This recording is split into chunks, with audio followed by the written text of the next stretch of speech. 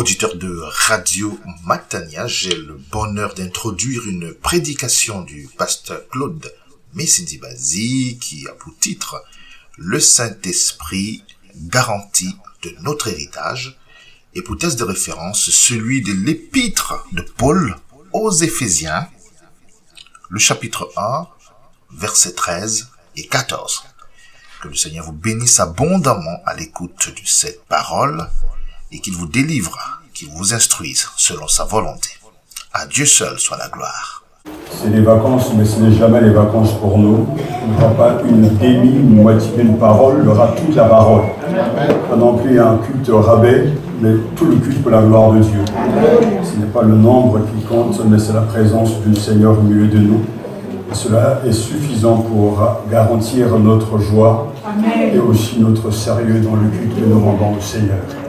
Je vous invite à lire ensemble quelques versets tirés de l'épître Paul aux Éphésiens, chapitre 1. Nous allons méditer les versets 13 et 14. Mais je vous invite à faire la lecture de toute cette longue louange qui débute donc au verset 3. Éphésiens, chapitre 1, versets 3 à 14. Que Dieu bénisse sa parole. Accueillons cette parole avec joie. Béni soit Dieu le Père de notre Seigneur Jésus-Christ. Il nous a bénis de toute bénédiction spirituelle dans les cieux en Christ.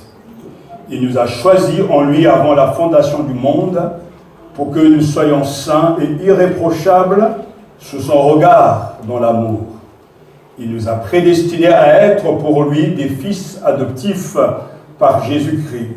Ainsi il a voulu sa bienveillance à la louange de sa gloire et de la grâce dont il nous a comblés en son bien-aimé. En lui, par son sang, nous sommes délivrés. En lui, nos fautes sont pardonnées selon la richesse de sa grâce. Dieu nous l'a prodigué, nous ouvrant à toute sagesse et intelligence. Il nous a fait connaître le mystère de sa volonté, le dessein bienveillant qu'il a d'avance arrêté en lui-même, pour mener les temps à leur accomplissement, réunir l'univers entier sur un seul chef, le Christ. Ce qui est dans les cieux et ce qui est sur la terre. En lui aussi, nous avons reçu notre part. Suivant le projet de celui qui mène tout au gré de sa volonté, nous avons été prédestinés pour être à la louange de sa gloire. Ceux qui ont d'avance espéré dans le Christ, en lui encore, vous avez entendu la parole de vérité, l'évangile qui vous sauve. En lui encore, vous avez cru et vous avez été marqués du sceau de l'Esprit promis, l'Esprit Saint, attente de notre héritage jusqu'à la délivrance finale où nous en prendrons possession à la louange de sa gloire. Amen, amen. Prions le Seigneur. Dieu notre Père, nous sommes courbés devant toi et nous t'adorons parce que tu es vivant au siècle et des siècles. Tu règnes dans les cieux et sous la terre et tu es digne de recevoir la louange et la gloire. Nous te prions que ton Esprit Saint nous inspire et que ta lumière nous éclaire pour nous amener à mieux te connaître, pour mieux t'adorer, pour mieux te servir. Fais de nous, Seigneur, des adorateurs en esprit et en vérité et perfectionne-nous par ta parole.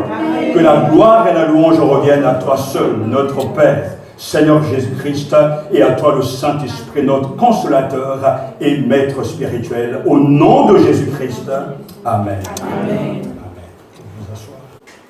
D'un côté, il y a l'homme avec ses infidélités, avec ses projets souvent avortés, avec des décisions mal tenues. L'homme reste inconstant dans ses voies, infidèle par rapport à Dieu. Et de l'autre côté, nous avons le Dieu Tout-Puissant, qui est fidèle, lui qui ne se satisfait pas d'œuvres inachevées. La Bible tout entière témoigne de l'accomplissement de ses paroles, de ses desseins. En fait, l'Ancien Testament constate plus d'une fois que de fait, tel événement s'est produit pour accomplir la parole de Dieu transmise par un prophète. Lorsqu'une parole de Dieu se réalise, c'est que le temps est accompli. Lorsque le dessein éternel de Dieu va se réaliser, c'est que nous sommes entrés dans la plénitude des temps.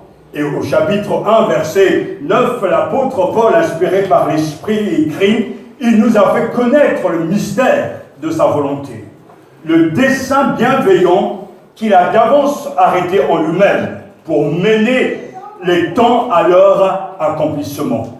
Réunir l'univers entier sous un seul chef. Le Christ, ce qui est dans les cieux et ce qui est sur la terre. Ainsi, Dieu ne travaille pas au hasard. Dieu travaille avec un projet. Dieu a un projet, un dessein inouï, et ce dessein nous dépasse. Car ce dessein concerne bien sûr son Fils Jésus-Christ, mais aussi les hommes et les femmes qui croiront en lui, afin de réunir sur un seul chef, c'est-à-dire un seul maître, un seul Dieu, un seul Seigneur, le Christ, qui est dans les cieux et qui est sous la terre. Réunir donc tout cela sous la souveraineté et l'autorité du Christ. Lorsque Dieu prend les choses en main, ce qu'il fait s'accomplit toujours. C'est pour ça que nous avons vu dimanche passé que le Seigneur est le Dieu de l'accomplissement. Celui qui veille à sa parole afin de l'accomplir. Et ce matin, il est important de se rappeler que nous sommes entrés dans le projet de Dieu, dans le dessein éternel de Dieu. Et ce dessein est scellé et ne s'achèvera jamais par l'échec, car celui qui est tout-puissant veille à sa parole afin de l'accomplir. Lorsque Dieu appelle le prophète Jérémie au chapitre 1, comme nous l'avons vu, lui dit bien, que vois-tu Jérémie? Jérémie répond, je vois un rameau d'amandier, et le Seigneur lui dit, c'est bien vu, je veille à l'accomplissement de ma parole. Jérémie avait besoin de cette conviction pour faire face à l'œuvre et à la mission que Dieu lui avait confiée. Et nous savons qu'à la fin de sa carrière, toutes les paroles que Dieu avait prononcées via le prophète Jérémie se sont accomplies. Même les paroles qui ont été annoncées pour le futur, comme la nouvelle alliance, Jérémie 31, nous savons que tout cela s'est accompli. Qui pourrait empêcher le dessein de Dieu de se réaliser? Personne. Car sa parole qui sort de lui ne retourne jamais à lui sans avoir exécuté sa volonté, sans avoir accompli son projet. Notre Dieu ne faillit jamais. Dieu accomplit son œuvre et son œuvre se réalisa toujours. Il est important de comprendre ce projet. Il est important de comprendre le dessein éternel de Dieu, car le plan projet de Dieu a toujours été de conduire des pécheurs à la vie éternelle. Pour, par l'œuvre de Christ, la vie éternelle, se connaître Jésus-Christ. Et c'est une promesse de Dieu. Tite chapitre 1, verset 2 à 3 nous le dit. Promise avant tous les siècles par le Dieu qui ne manque point et qui a manifesté sa parole en son temps. Alors, nous sommes dans ce projet. L'apôtre Paul a pris connaissance de ce projet, de ce dessein éternel de Dieu, et il nous en parle dans cette grande, puissante louange.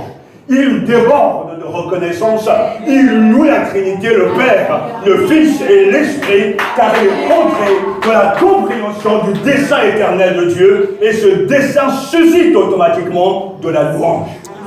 Il y a là quelque chose au fond dans les versets 13 et 14 qui nous concerne ce matin. Cela commence par le fait que nous devons réaliser que ce dessein n'est possible, ne faisable qu'en Christ. Christ reste la pierre centrale. Christ est l'instrument de bénédiction. Nous sommes bénis de toute bénédiction spirituelle dans les cieux, dans le lieu céleste, en Christ. C'est une position, c'est un état, c'est une réalité. Ce n'est qu'en Christ que nous sommes bénis. Mais cela montre également que le lieu de notre bénédiction n'est pas terrestre. Mais Paul nous parle d'une communion en Christ, avec Christ et par Christ. En Christ, ça veut dire être uni à Jésus-Christ. En Christ, ça veut dire que j'ai une relation réelle avec le Christ. En Christ, ça veut dire que je fréquente Jésus au quotidien via sa parole. En Christ, ça veut dire que je fais partie de la famille de Dieu.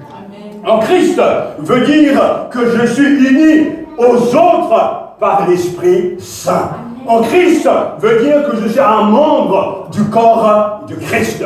En Christ veut dire que je fais partie de la famille même de Dieu, et mon frère et ma sœur, qui aussi a confessé Jésus-Christ, fait partie de la même famille.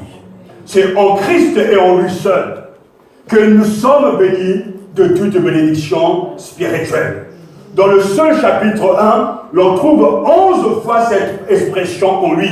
Et dans le texte grec, in Christo, ça montre bien que le Christ est le fondement, l'instrument, la manière, c'est-à-dire c'est en lui et par lui que nous sommes bénis. Ce petit mot « en » est petit mais grand. Il est tellement grand qu'il nous dépasse. Cette expression en Christ est là pour nous rappeler avec force que ce n'est qu'en Jésus seul que nous avons la vie, qui est la source de vie et le canal de toutes les bénédictions. Si quelqu'un n'est pas en Christ, il ne pourra jamais bénéficier ni vivre les bénédictions spirituelles. Et c'est lorsqu'on reçoit Jésus-Christ comme son Seigneur et son Sauveur que Dieu nous place en Christ. Et c'est en Christ que nous avons reçu, bien sûr, bénédiction, élection, adoption, amnistie, rédemption, réconciliation, espérance, à que de la parole, de la foi en Christ et en Christ seul. Amen. Christ est celui en qui tout va s'accomplir. C'est en lui également que vous avez entendu la parole de vérité. L'évangile qui vous sauve. En lui encore, vous avez cru et vous avez été marqués du sceau de l'Esprit promis, l'Esprit Saint. Vous voyez que l'œuvre de Dieu, le dessein de Dieu est en train de s'accomplir. Il y a bien sûr d'abord l'élection, l'appel de Dieu avant la fondation du monde. Mais cet appel se concrétise au quotidien quand Dieu, par sa grâce et par ses prédicateurs, trouve ses élus dispersés. Ça peut être le plombier, ça peut être le boulanger, ça peut être le mécanicien, quand l'évangile est prêché. Jésus se vient rencontrer cet élu et en recevant la parole de vérité, alors nous entrons dans l'élection, dans le vécu de l'élection, et tout commence toujours par Dieu. C'est en Christ que nous écoutons. C'est en Christ que nous accueillons la bonne nouvelle. Et c'est en Christ que nous sommes scellés du sceau de l'Esprit. Nous avons là les écarts très clairs. D'abord, écouter la prédication de l'Évangile. Ensuite, ouvrir les mains, ouvrir son cœur pour accueillir l'Évangile. Et à la fin, Dieu va nous sceller de son esprit, signe de son appartenance, signe de sa grâce. Ainsi, le dessein de Dieu est en train de s'accomplir. Dieu est en train de faire toutes choses selon sa volonté. Il est en train de rassembler les élus dispersés pour en faire un seul corps. Les Juifs, comme les païens, sont tous rassemblés par la foi en Christ. Lorsque nous écoutons, il y a une manière d'écouter. On peut écouter sans beaucoup d'attention. On peut écouter tout en pensant à autre chose. Mais la parole de Dieu nous dit qu'en lui encore, vous avez entendu la parole de vérité, l'évangile qui vous sauve. Il faut entendre, il faut avoir des oreilles vraiment ouvertes à l'évangile, réceptifs à la parole de Dieu, pour écouter et recevoir, garder, afin de pratiquer. Quand l'écoute est appropriée, la parole descend dans nos oreilles pour toucher l'homme spirituel, et il y a donc une vie nouvelle. Et l'écoute, aussi la réception, entraînera la nouvelle naissance, la régénération et le don de l'esprit que le Seigneur nous a promis. Donc il y a bien un schéma très clair. La prédication de la parole, l'écoute de la parole, l'accueil de la bonne nouvelle et le sceau de le Saint-Esprit. Paul dit très clairement, vous avez entendu la parole de vérité. Ce n'est pas la parole d'un homme, ce n'est pas la parole d'un mouvement, mais c'est l'évangile de votre salut. L'évangile qui est la vérité, et cette vérité, c'est Jésus-Christ. L'évangile apostolique en tant que vérité, en tant que parole du Seigneur, parole de Dieu, parole de Christ et parole de vie. Vous recevrez mes paroles sont esprit et vie. Et ainsi Dieu produit. Dieu met en place et régénère des êtres jadis perdus, loin de Dieu, dans les ténèbres, dans les griffes de Satan. Mais Dieu les connaît, le Seigneur les connaît. Il envoie sa parole. Sa parole est reçue. Sa parole met en nous une nouvelle nature. Sa parole nous ouvre à une relation avec le Seigneur.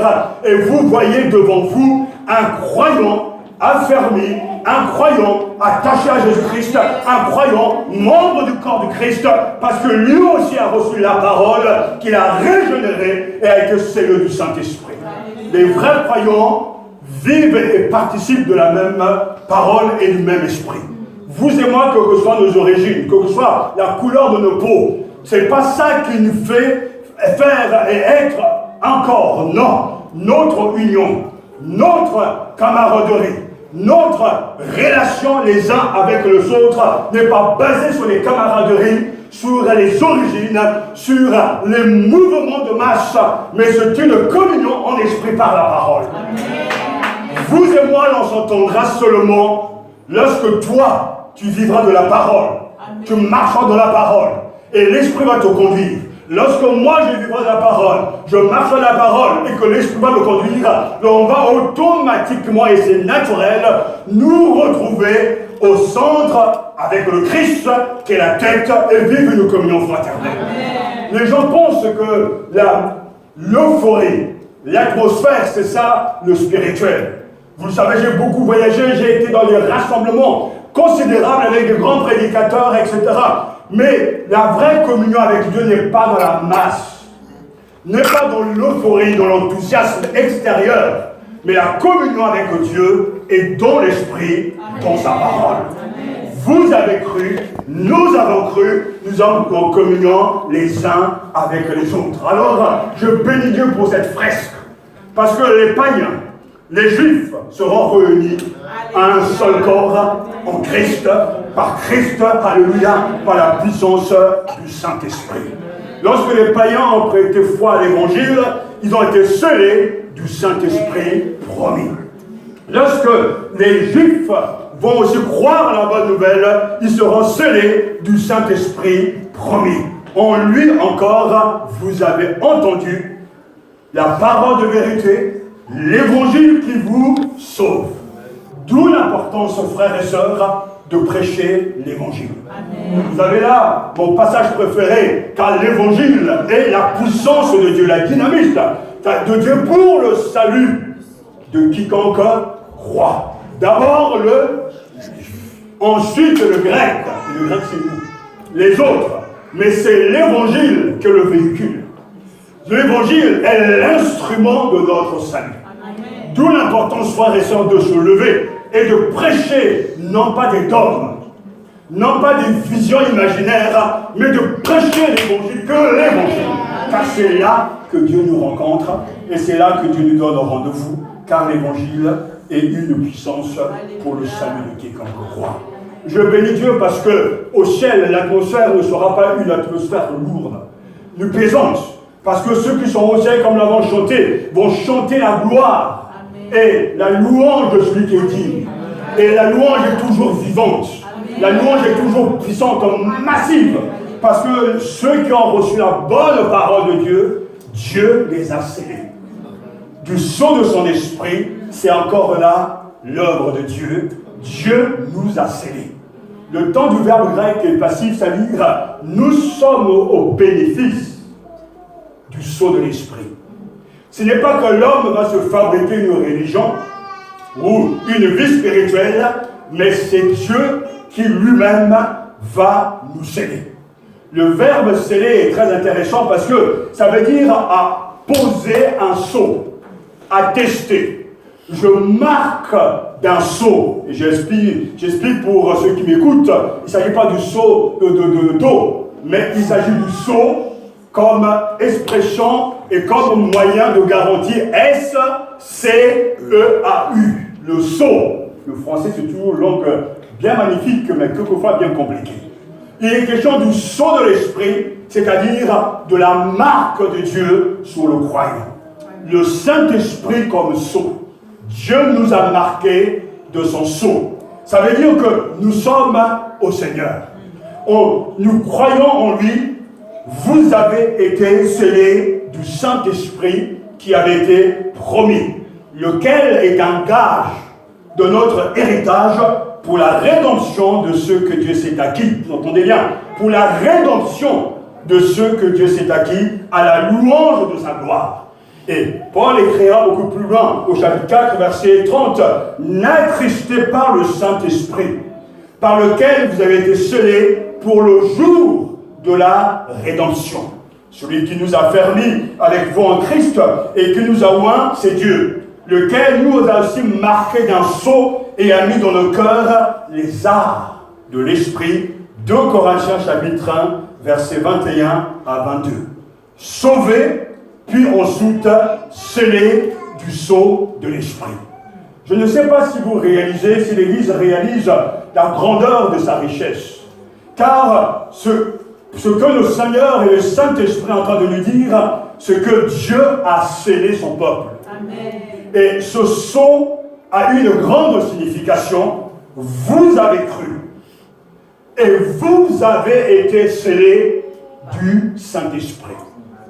Le sceau est la marque de la propriété de Dieu. Quand Dieu appose son sceau, c'est-à-dire on nous donne l'Esprit, ce sceau signifie que j'appartiens à Dieu. Le sceau certifie la propriété du document sur lequel il a apposé et imposé sur nous, en quelque sorte, en tant que guillemets, nous sommes la propriété de Dieu. Amen. Le sceau indique aussi la fin d'une transaction. Quand, justement, on négocie, le sceau avec donc de la cire vient d'être apposé sur le document pour dire la transaction est finie, ce qui a été rédigé doit être respecté, et le sceau est justement la marque qui va dire et qui va authentifier, qui va préserver ce qui a été donc discuté. Et l'Esprit de Dieu atteste, vient nous dire en quelque sorte, tout est bon. Il ne reviendra pas en arrière.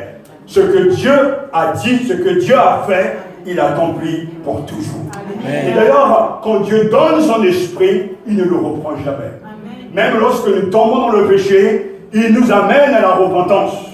Il nous amène à une conviction de péché. Et il nous amène à ne plus goûter la joie de notre salut. Mais quand nous confessons le péché, il est fidèle et juste pour nous les pardonner. Et la joie d'être en relation avec lui revient. Parce que le Saint-Esprit est venu et jamais il ne nous quittera. Amen. Le sceau est le signe de l'authenticité. Vous voulez reconnaître un vrai croyant, vous voulez reconnaître un vrai serviteur, vous voulez reconnaître un vrai chrétien, ce n'est pas parce qu'il y aura une multitude de miracles. Même Satan, ça, c'est le faire. Ce n'est pas par des discours, mais c'est par une vie sous la seigneurie de Jésus-Christ, une vie sous le contrôle de l'Esprit Saint, une vie consacrée à Dieu, et cette vie porte le fruit de l'Esprit. Galates chapitre 5, verset 22, en commençant par l'amour et tout le reste. Alléluia. Le sceau marque l'authenticité, c'est du vrai. Vous ne pouvez pas copier, j'en parle au Moyen-Âge, j'en parle même des rois. En tout cas, le sceau d'un roi ne peut jamais être dupliqué. Il est unique, il est reconnaissable et il authentifie le document. Il y a toujours eu en tout temps, et à toutes les générations, en tout cas malfaiteurs, qu'on appelle ça, je cherche le mot, ceux qui imitent, des faussaires, voilà. Il y a toujours eu des faussaires. Et ils sont très, très, même de fois, très pointus, très intelligents. D'ailleurs, on se demande toujours pourquoi ils mettent leur intelligence au mal. Mais ils ne pourront jamais réussir à recopier exactement et à l'identique. Comme vous savez que le billet sont fabriqués dans une usine cachée, Et dans l'usine même se trouve la fabrique du papier en question, et ce papier ne pourra jamais être vendu nulle part.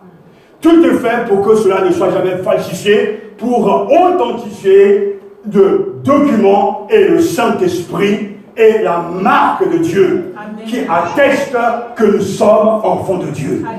Je peux faire et prophétiser des miracles, faire des choses extraordinaires, mais faites attention, frères et sœurs, cela ne veut rien dire. J'ai vu des miracles, et Dieu, par sa grâce, en toute humilité, a aussi utilisé pour des miracles, mais les miracles ne changent jamais les gens. Lisez la Bible, dans le désert, avec Moïse, ils ont vu des miracles, mais ça n'a pas changé leur nature. Mais quand le Saint-Esprit descend, il change notre nature. Amen. Et il nous donne d'aimer le Père, le Fils et l'Esprit Saint, et d'aimer sa parole comme d'aimer l'Église. Et le Saint-Esprit est le sceau, la marque d'authenticité, mais c'est également ce sceau, un engagement de Dieu. Dieu a ratifié et a décidé d'être avec nous, pour nous, et de nous accompagner. Le peuple de Dieu n'est jamais seul, car Dieu s'est engagé par alliance d'être avec nous tous les jours jusqu'à la fin du monde. Qui pourra nous séparer de l'amour de Dieu? Quoi? Qui? Personne. Parce qu'en toute chose, nous sommes plus que vainqueurs par celui qui nous a aimés. Et nous savons que toute chose travaille au bien de ceux qui sont, que Dieu a appelés, de ceux qui sont appelés selon son dessein bienveillant. Les rachetés, ce sont tous ceux qui ont reçu le sceau de Dieu. Comme le Seigneur nous aime et que nous lui appartenons, il nous a marqués scellés de son sceau. Pourquoi est-ce que ce sceau est important? Mais parce que la Bible nous dit clairement qu'au dernier jour, quand le maître va juger, il va juger les boucs et les brebis. Et nous savons qu'il y a une différence entre les boucs et les brebis. Les boucs, c'est ceux qui suivent Satan et qui suivent le prince de ce monde. Mais les brebis du Seigneur entendent la voix de leur maître et ils suivent leur Seigneur. Et la Bible dit dans Jean chapitre 10 que Jésus les connaît. Comment les connaît-il lui en tant que maître, Seigneur, berger? Mais parce que ces brebis sont marquées. Amen. Est-ce que vous êtes convaincu de ça? Est-ce que vous êtes enfant de Dieu? On ne mélange pas les boucs et les brebis. Et le Seigneur à la fin dira: à ma gauche, vous les boucs, et à ma droite, les brebis du Seigneur. On ne mélange pas. Le sceau de l'Esprit, c'est la signature moderne de Dieu sur nous. Alléluia. Le sceau de l'Esprit, c'est le tampon officiel. Alléluia. Le sceau de l'Esprit, c'est la marque d'authenticité et de propriété. C'est comme si le Seigneur nous disait: tu m'appartiens. Tu es à moi. Je suis ton serviteur, ton Seigneur, tu es mon serviteur. Nous sommes appelés le peuple que Dieu s'est acquis. Comment? Par le sang de l'agneau. Christ a versé son sang. Et le sang de Jésus nous purifie, nous réconcilie avec le Père. Et en croyant cette bonne nouvelle de l'Évangile, nous sommes scellés et nous recevons l'Esprit promis. Et cet Esprit nous pousse à dire Abba Père. Amen. Parce que c'est ainsi, Abba Père, en Romains chapitre 8, verset 15, c'est par l'esprit d'adoption que nous pouvons appeler Dieu notre Père, grâce au don de l'Esprit Saint. Rappelez-vous et souvenez-vous toujours que dans la Bible, le sceau est toujours aussi symbole d'approbation de Dieu. Dans Jean chapitre 3, verset 33, il est écrit: celui qui reçoit son témoignage ratifie que Dieu est véridique. Tout ce que le Seigneur est en train de dire est clair. C'est pour ça que dans les églises locales, l'église dans tous les pays, les mêmes principes s'appliquent.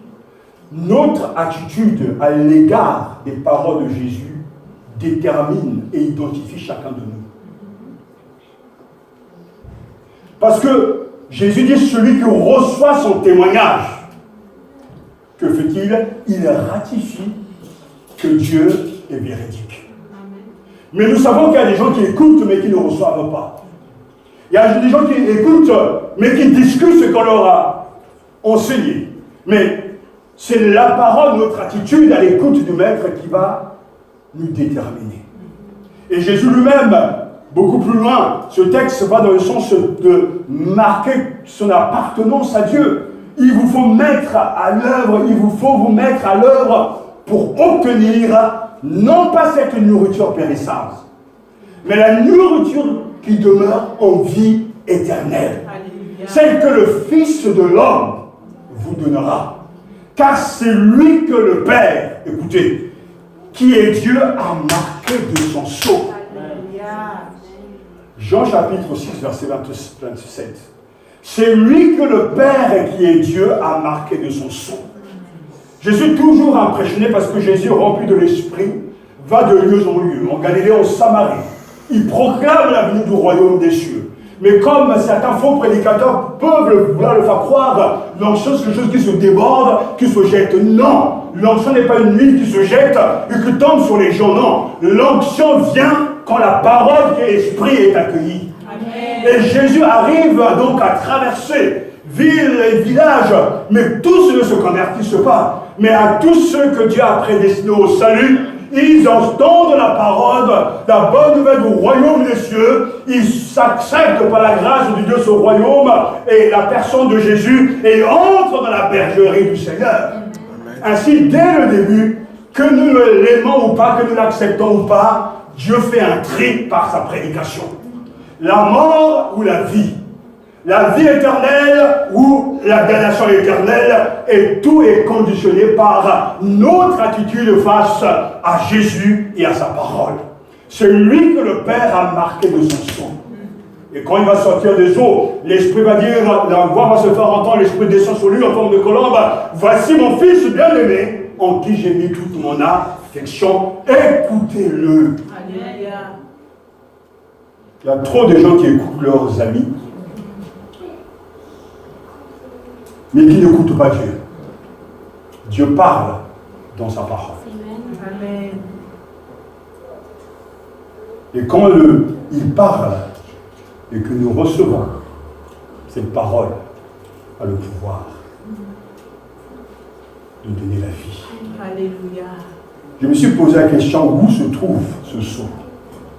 Il n'est pas visible, mais pourtant il est visible. Le sceau de Dieu, l'Esprit de Dieu qui nous scelle et réside dans le cœur. C'est là qu'il est. Tout se passe dans le cœur. Et dans 2 Corinthiens chapitre 1, versets 17 à 22, il est écrit, mais on lira juste les versets 21 et 22 dans les 2 Corinthiens. Paul écrit de la part du Seigneur, et c'est donc par Jésus-Christ que nous disons notre Amen, pour rendre gloire à Dieu. Et c'est Dieu lui-même qui nous a permis, avec vous dans la vie, avec le Christ, Dieu lui-même nous a choisis, il nous a marqués à son nom, et il a répandu dans nos cœurs le Saint-Esprit comme garantie des biens qu'il nous réserve. Ainsi, c'est dans le cœur que ce sceau est. C'est dans le cœur, le quartier général. De ce cœur, nous l'on réfléchit, on ressent les choses, où l'on décide, c'est là que le Saint-Esprit vient habiter. Et je comprends pourquoi un chrétien peut être différent et doit être différent des autres, vivant dans la louange constamment, mais parce que le moteur de sa vie, que le cœur, est changé. Il ne porte plus en lui les éléments naturels, mais habité par la troisième personne de la Trinité, il a d'autres élans, d'autres envies, d'autres joies, car l'amour de Dieu, alléluia, est répandu dans son cœur par le Saint-Esprit qui nous a été donné. L'espérance ne trompe pas, car l'amour de Dieu a été répandu dans nos cœurs par l'Esprit Saint qui nous a été donné, Romains chapitre 5, verset 5. Et ce Saint-Esprit est l'Esprit qui a été promis, et c'est l'Esprit qui nous a scellés. Amen. Alors, ce matin, si vous voulez voir le cœur de quelqu'un, c'est facile. Observez son comportement. Observez ses paroles. Car le cœur réagit et agit toujours à l'extérieur par rapport à ce qu'il y a à l'intérieur. On ne peut pas dire des bonnes choses quand le cœur est mauvais. On ne peut pas jeter des sorts aux gens quand le cœur est bon. C'est impossible. C'est du cœur que toute chose proviennent, comme dira le Seigneur. C'est du dedans de votre cœur que l'on trouve tout. Et c'est dans ce cœur, jadis habité par Satan, que le Saint-Esprit vient faire sa demeure. Amen. Et je bénis Dieu pour cette vérité. Parce que la perfection spirituelle, la grandeur de l'œuvre de Dieu, la puissance de l'Église universelle, invisible, est réellement palpable parce que l'Église est une œuvre divine. Amen. Ceux qui composent cette grande famille ne pourront jamais dire c'est par ma force, par ma connaissance, non, c'est que l'Esprit de Dieu, que Dieu nous donne par sa grâce, travaille en profondeur pour nous transformer et nous faire aimer le Seigneur, sa parole et son Église. Amen. Frères et sœurs, je sais que quelquefois les gens sont là, ils attendent à des choses et viennent chercher des choses. Mais ce matin, je veux vous donner Jésus. Amen. C'est ça que vous avez besoin, rien d'autre. Parce que dans ce que Paul est en train de dire de la part du Seigneur, je sais que tout le monde a du mal à comprendre certaines vérités bibliques, mais qu'est-ce qu'il est en train de dire? Vous avez été scellés de la troisième personne, mais dans cette parole du Seigneur se trouve vraiment une autre dimension de vie. Ce Saint-Esprit dont nous sommes scellés, c'est le Saint-Esprit qui avait été promis, mais qui en même temps aussi promet. Écoutez-moi attentivement. Le don du Saint-Esprit vient de la part du Père, et dans l'Ancien Testament, Dieu avait promis, Joël chapitre 2, vous recevrez dans les jours le don du Saint-Esprit.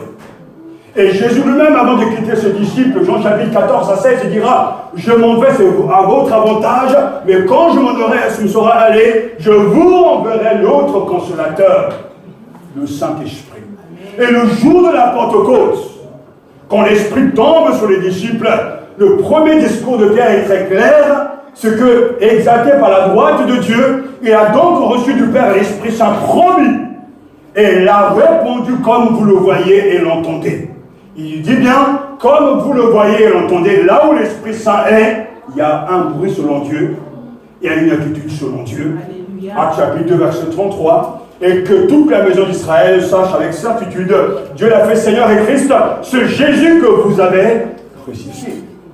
Actes chapitre 2, verset 36. Et c'est à vous qu'est destinée la promesse, et à vos enfants, ainsi qu'à tous ceux qui sont au loin, aussi nombreux que le Seigneur, notre Dieu, les appellera. Actes chapitre 2, verset 38 à 39. Le don que Dieu nous accorde, ce sceau de l'Esprit, nous dit deux choses. La promesse est accomplie. Ce que Dieu avait dit dans l'Ancien Testament est maintenant réalisé. Amen. Mais la venue du Saint-Esprit nous dit également que pour le chrétien, il y a un futur. Il y a un futur qui l'attend parce que celui qui nous a formés pour cet avenir, c'est Dieu. Qui nous a donné les arts de l'Esprit.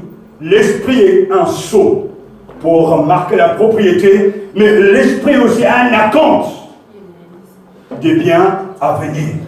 Nous sommes entrés dans ce qui est accompli, mais nous sommes aussi dans l'attente de ce qui n'est pas accompli. Amen. Et le sceau de l'Esprit, alléluia. Alléluia. Amen. Christ a déjà tout accompli. Amen. Il a porté le péché. Il a vaincu la mort. Mais pourtant l'œuvre n'est pas achevée. Car la Bible dit qu'il faut que le Messie règne. Jusqu'à ce qu'il ait mis tous ses ennemis sous ses pieds. Donc nous sommes entrés dans le déjà accompli, mais pas totalement achevé. Nous avons reçu l'Esprit comme sceau pour dire nous sommes la propriété de Dieu, mais le même Esprit atteste que nous attendons la glorification, la rédemption de nos corps. Le Saint-Esprit est tellement important. Le Saint-Esprit promis est celui-ci qui promet. Il promet donc un futur. Il promet une réalité nouvelle. À compte de notre héritage jusqu'à la délivrance où nous en prendrons possession à la louange de sa gloire. Le Saint-Esprit prépare notre futur. Alléluia. D'où l'importance ce matin, comme Paul pouvait lui demander aux uns et aux autres, avez-vous reçu le Saint-Esprit quand vous avez cru? Est-ce que tu as reçu le Saint-Esprit, toi? Toi qui es ici, toi qui m'entends, est-ce que tu as reçu le Saint-Esprit? Certains diront, oui, je l'ai reçu, je parle en langue. Ce n'est pas ça qui nous intéresse. Le Saint-Esprit n'est pas dans le fait de parler en langue ou de manifester des dons spirituels. Le Saint-Esprit se reconnaîtra toujours. Et je finirai par cette réalité biblique, toujours par un débordement de louange. Toujours. C'est que l'engouffrage du verset 13 à 14 n'est qu'une eulogie, c'est-à-dire une louange. Paul bénit le Seigneur, le Père de notre Seigneur Jésus-Christ, qui nous a bénis de toute bénédiction spirituelle. Et en nous donnant le don de l'Esprit, j'ai un futur. J'ai reçu par l'Esprit que le Seigneur m'a donné par sa grâce un acompte. Et tout le monde comprend cette expression qui est très commerciale lorsqu'on fait un acompte ou on verse des arts. On ne verse pas la totalité. Ça veut dire que l'objet m'intéresse. Je paye peut-être 10%, mais en attendant de compléter et de payer la totalité. Nous avons donc l'objet acheté, mais nous n'avons pas fini de payer. Le Saint-Esprit ne vient pas comme un petit bout de Saint-Esprit. Nous avons la totalité de l'Esprit en nous, mais nous sommes dans l'attente de règne de la manifestation de la gloire de Dieu. Oh, quelle bénédiction! Ça donne de la joie, un baume dans notre cœur, parce qu'en recevant l'Esprit Saint, c'est sans restriction. Nous percevons le déjà. Nous vivons le déjà de Dieu. Le règne de Dieu s'est approché. Et si les démons sont chassés, c'est que le règne de Dieu est là. Si les malades sont rétablis, c'est que le règne de Dieu est là. Si les péchés sont pardonnés, c'est que le règne de Dieu est déjà là. Mais nous ne sommes pas dans la totalité de son règne. Un jour viendra où tout genou fléchira et toute langue confessera que Jésus-Christ est Seigneur. Et ce jour n'est pas encore là. Mais il vient. Et en attendant, il nous faut vivre. Nous vivons le présent et le futur en même temps. Nous vivons avec Jésus. Nous luttons. Nous luttons dans nos églises. Nous luttons dans nos maisons. Nous luttons dans le monde où nous vivons. Mais nous sommes suffisamment équipés pour regarder le futur avec joie. Parce que ce son de l'Esprit, c'est un attente. Ce sont des arts qui ont été versés et Dieu veillera à ce que la totalité soit donnée. Il n'y a pas de petit salut. Ou de demi-salut, c'est la totalité.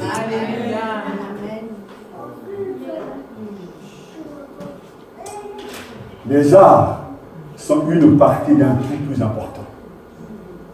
Nous goûtons déjà au monde céleste. Quand vous voyez un païen se tourner vers le Seigneur, c'est un avant-goût de la joie éternelle. Quand vous voyez quelqu'un qui vit de la pureté, quitter les ténèbres, entrer dans la lumière, vous voyez déjà là, en quelques secondes, la puissance du royaume de Dieu. Il est plus puissant qu'on l'imagine. Ce royaume avance. Il n'avance pas dans des éclats. C'est comme simplement une pâte qui monte doucement. Lorsqu'on a versé un peu de levure de levain et la pâte monte. C'est dans la tranquillité. On laisse reposer la pâte, mais la pâte, elle gonfle. Et le Seigneur travaille ainsi. Ce n'est jamais dans le gigantisme, dans le vu des hommes. C'est toujours dans le calme, dans le silence. Même lorsque rien ne semble bouger, Dieu est en train de œuvrer. Le Saint-Esprit travaille pour ramener à lui des hommes et des femmes. Ça fait plus de 30 ans que je vois que oui, on se dit, en France, oui, le réveil ne vient pas. C'est vrai, le réveil n'est pas aussi évident qu'ils l'ont connu dans le passé. J'ai rencontré un des pasteurs qui a connu le réveil en Normandie. Mais je crois aujourd'hui que le Saint-Esprit travaille. Il ne travaille pas de la même manière que dans nos pays en Afrique, mais il travaille d'une manière puissante, d'une manière calme. Et deux hommes et des femmes se tournent vers le Seigneur, confessent leurs péchés et reçoivent la seigneurie de Jésus en eux. Oui, le sceau de l'Esprit est une réalité. Et le chrétien ne se laisse pas influencer par ce qui est visible. C'est par la foi. Et celui qui nous a formés pour cela, c'est Dieu. Qui nous a donné les arts. L'acompte de l'Esprit. Oh, merveilleux sauveur. Bien plus, écrira Paul, nous aussi, qui avons les prémices de l'Esprit, nous aussi, nous soupirons en nous-mêmes, en attendant l'adoption, la rédemption de notre corps, Romains chapitre 8, verset 23. C'est fort. Et pour moi, c'est là la vie spirituelle. Le chrétien ne peut jamais dire je suis toujours fort, je suis toujours brave, je suis toujours courageux. Le Saint-Esprit qui vient en nous rend humains. Mais il nous faut comprendre que nous sommes dans un état de faiblesse, dans le déjà, mais pas encore. Donc nous aussi nous soupirons. Nous aussi nous voulons être avec le Seigneur. Moi aussi j'ai envie d'être délivré de mon corps. J'ai envie d'entrer dans la gloire et chanter des louanges. Je veux vivre une église poussante dans la louange. Mais nous soupirons en attendant la rédemption de notre corps. Mais nous avons déjà la compte. Ça veut dire que nous sommes déjà en possession, ça va venir. Ça doit donner de la confiance, de la joie aux chrétiens. Ça doit affermir la foi des chrétiens. Parce que Paul il termine, attend de notre héritage jusqu'à la délivrance finale. Alléluia. Où nous en prendrons possession à la louange de sa gloire. Amen. Si vous regardez le monde d'aujourd'hui, vous pouvez même regarder l'église, vous direz que Satan est le plus fort. Et ce n'est pas faux. Quelqu'un me disait, mais pasteur, mais vous dites que Jésus est Seigneur, mais Seigneur où? Dans ce monde, c'est Satan qui domine. Le mal progresse. Et chaque semaine, lorsqu'on écoute les informations, on regarde les informations à la télévision, il n'y a que des malheurs, des catastrophes. Le méchant devient encore plus méchant. Et nous, on chante. Et donc, certains, dans des pays, les gens prient, chantent le Seigneur, mais il n'y a rien qui se passe. On se dit, mais où est le Seigneur, lui qui ose dire, tout pouvoir m'a été donné dans le ciel et sur la terre. Mais en réalité, il y a le déjà, mais pas encore. Jésus règne et domine dans la vie de ceux qui ont reçu comme Seigneur. Mais il ne règne pas et ne domine pas sur la vie des autres. Jusqu'à ce qu'au dernier jour, son règne sera universel. Et tous le verront et tous chanteront sa gloire. C'est une parole scellée. Tous se mettront à genoux et tous confesseront qu'il n'y a qu'un seul Seigneur, Jésus-Christ. Mais aujourd'hui, nous soupirons. Aujourd'hui, nous nous battons. Aujourd'hui, nous nous efforçons d'entrer dans le royaume, mais nous avons des garanties. Amen. Nous avons un acompte, alléluia, jusqu'au dernier jour. Et ce dernier jour sera magnifique parce que nos corps, esprit, âme et corps, seront renouvelés, transformés. Et nous recevrons un corps glorieux pour entrer dans la présence de Dieu avec les autres saints. Pour faire quoi au ciel? Mais pour chanter les louanges de Dieu. Alors rendons grâce à Dieu de ce que nous avons, c'est ce que nous avons déjà obtenu. Mais restons dans une attente vivante. Parce que nous attendons le reste, l'autre partie. Et c'est pour ces raisons que Paul, qui était un grand viveur de Dieu, ne pouvait qu'éclater en louange. Dans ce passage, 3 fois, il dit justement à la louange de sa gloire. Pour la louange de sa gloire. Louons donc la grandeur de Dieu. Chantons la gloire de Dieu. Parce que le Seigneur fait des choses remarquables. Il nous appelle à vivre une vie sous le sceau de l'Esprit qui prouve, qui atteste que nous sommes des vrais enfants de Dieu. Mais en même temps, il énumère tout un catalogue de bénédictions. Tout ce que Dieu nous a donné en Christ. C'est en lui que nous pouvons nous aussi bénir Dieu. Béni soit Dieu, le Père de notre Seigneur Jésus-Christ, qui nous a bénis de toute bénédiction spirituelle dans les cieux en Christ. L'expression affecte bien, en tout cas de la culture juive, ce fameux justement Barak Adonai, c'est-à-dire béni soit Yahvé, Adonai. Tout vrai juif, vous savez que j'étais élevé par le juif, tout vrai juif commence le matin avec un Barak Adonai, c'est-à-dire béni soit Dieu. Et il va commencer à énumérer tout au long de la journée les bénédictions du Seigneur. Et si vous prenez connaissance justement des prescriptions selon les Juifs, il y a toute une liste de choses qu'il faut remercier Dieu. Béni soit Adonai pour le vin, béni soit Adonai pour le temps, béni soit Adonai pour la maison, béni soit Adonai. En fait, il vit constamment dans la louange. Et l'apôtre Paul va s'emparer de cette culture et il va christianiser cette expression en disant béni soit le Dieu, le Père de notre Seigneur Jésus-Christ qui nous a bénis de toute bénédiction spirituelle dans les lieux célestes. Et Et tout à l'heure, je posais la question, comment reconnaît-on un homme rempli de l'esprit? Mais c'est simple, il vit dans la louange. Éphésiens chapitre 5, comme il nous dit très clairement, soyez remplis de l'esprit. Et il poursuit, entretenez-vous par des cantiques et des chants. Il n'y a rien à voir avec des miracles. Ou le fait de faire tomber les gens. L'expression de la plénitude, c'est un langage, une expression, le partage par des cantiques et des louanges.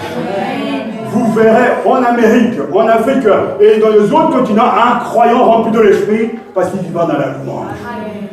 Des fois, je me pose la question, même dans notre assemblée, si tout le monde a reçu l'esprit. Alors que l'on parle de la grandeur de Christ, ça tombe même la bouche fermée. Mais le cœur rempli de l'esprit, amen, c'est de mon sauveur qu'il s'agit. C'est de mon héritage qu'il s'agit. Et Paul dira, à la louange de sa gloire. Nous vivons pour sa gloire.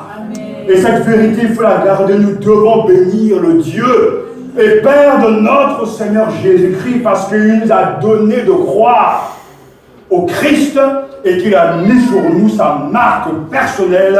Cette marque, c'est l'Esprit Saint qu'il a promis. Vivons dans la louange. Matania porte bien ce nom. Pourquoi on a donné ce nom? Parce que c'est réellement la louange que l'on veut vivre. À la fin, tout va disparaître. Les miracles, les dons, les ministères. Une chose reste, et c'est la vocation la plus importante du croyant, c'est d'adorer Dieu. Alors, si tu es vraiment converti, ça doit commencer sur cette terre. Et partout, vous verrez des hommes et des femmes se tourner vers le Seigneur en écoutant la parole, en croyant cette parole. Ils reçoivent de la part du Seigneur le sceau de l'Esprit, qui atteste qu'ils sont au Seigneur, mais qui assure leur futur. Vous les verrez toujours en train de remercier Dieu. Même quand la vie est dure, même quand les difficultés seront là, nos valeurs, nos bénédictions ne sont pas d'ordre terrestre. J'ai vu beaucoup de gens être contents parce qu'ils ont reçu une promotion au travail, reçu un gros chèque. C'est vrai, c'est une joie humaine. Mais j'ai rarement vu des gens taper des mains, sauter, dire « Ah, béni soit Dieu pour la richesse du billet spirituel qu'est l'adoption. »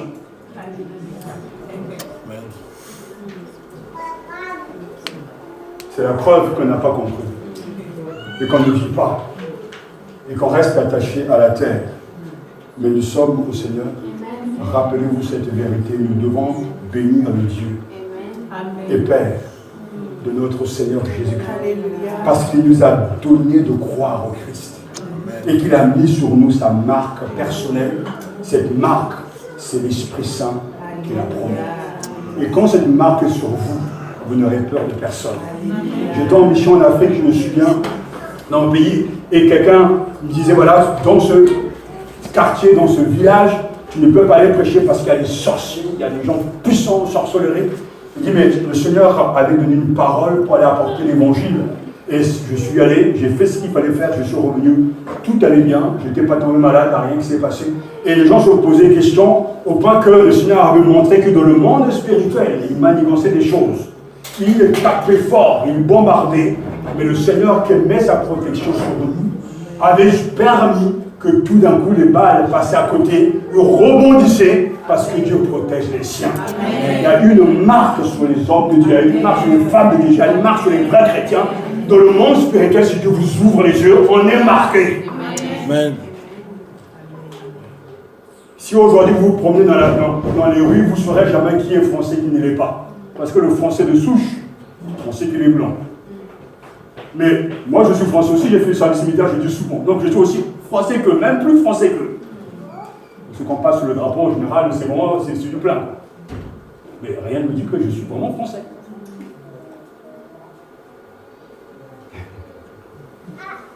Dans le monde, c'est pareil. Dans les églises, on va, il y a des gens qui disent, voilà, je suis chrétien, ça ne veut rien dire. Je suis croyant, ça ne veut rien dire. Mais le vrai croyant, il est marqué. Et cette marque, c'est le sceau de l'Esprit.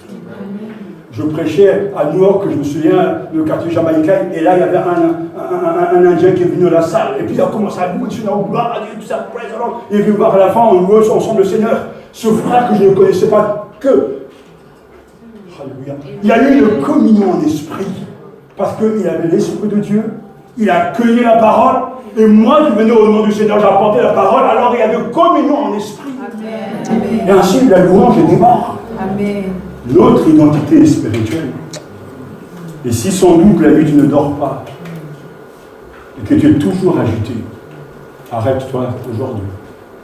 Et reconsidère, regarde ta vie avec Dieu. Ceux qui sont au Seigneur sont marqués. Alléluia. Et comme le Seigneur dit, personne ne les ravira de mes mains. Alors essayez de taper le Seigneur. Essayez de desserrer ses mains, ses doigts. Personne. Amen. Nous sommes à lui. Nous lui appartenons. Amen. Et jusqu'à la fin, il nous gardera. Amen. Et Jésus, avant de quitter ce monde, a prié, je n'ai perdu aucun de ceux que tu m'as donnés. Sauf le fils de perdition, c'est-à-dire Judas. Mais garde-les en ton nom.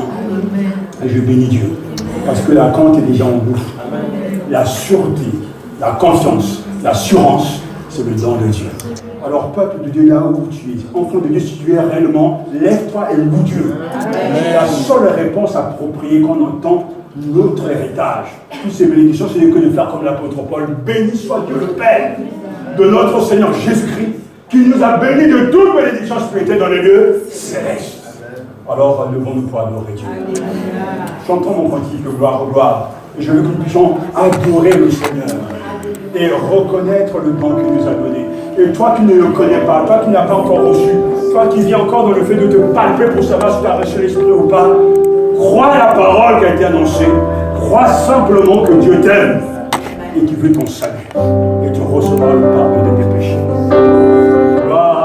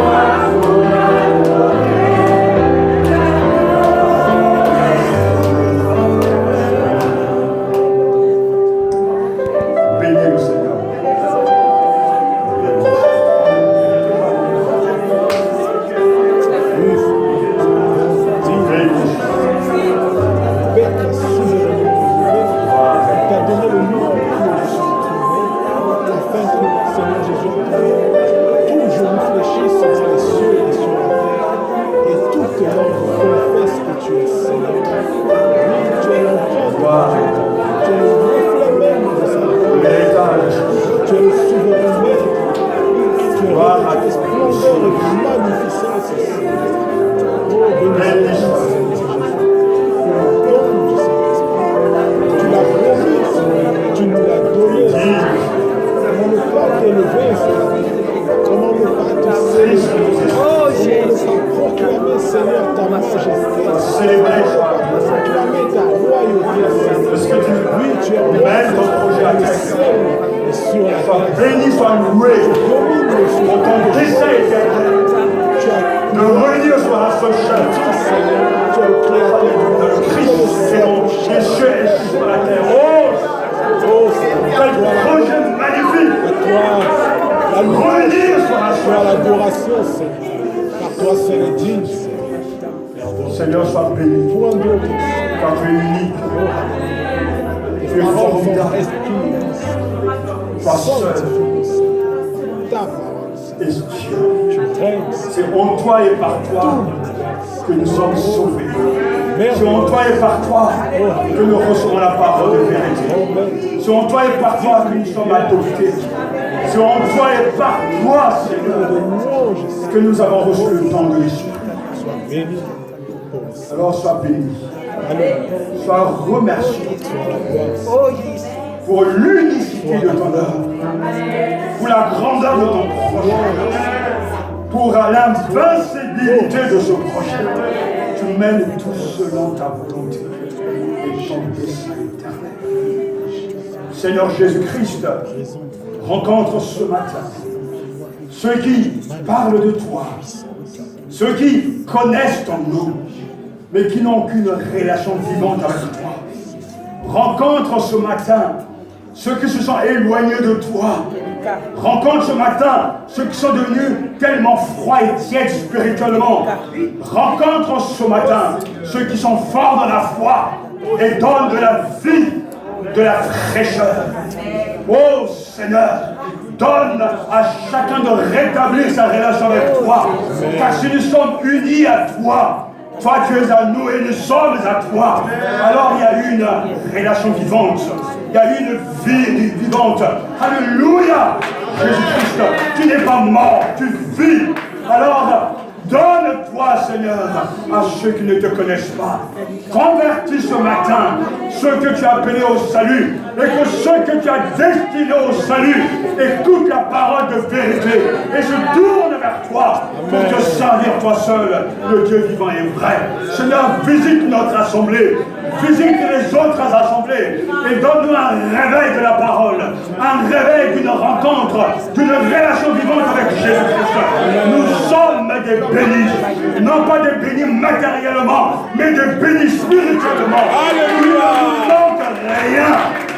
Nous sommes complets et Christ est suffisant en tout et pour tout. Amen. À lui soit la gloire, à lui soit le règne, pour toujours. À Dieu le Père, à Dieu le Fils et à Dieu le Saint-Esprit. Pour le siècle des siècles. Alléluia. Maintenant, nous sommes déjà dans le présent et dans le futur. Par le Saint-Esprit. Maintenant, nous goûtons la puissance du royaume. Maintenant, nous sommes avec toi. Et demain, tu nous appelleras dans la gloire. Amen. Oh, regardez, les balles.